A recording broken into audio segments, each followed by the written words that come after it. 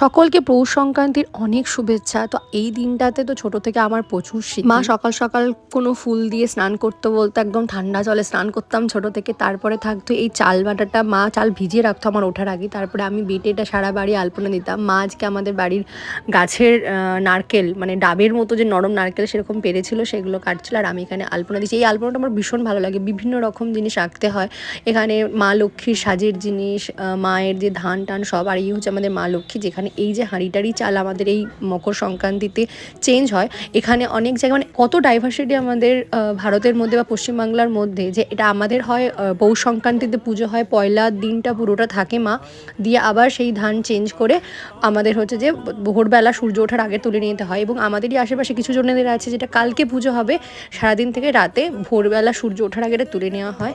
তো খুব ভালো লাগে বেশ এই ছোট ছোট নিয়মগুলো। আজকে সকলে খুব ভালো কাটাও, পিঠে পুলি খাও, টাটা।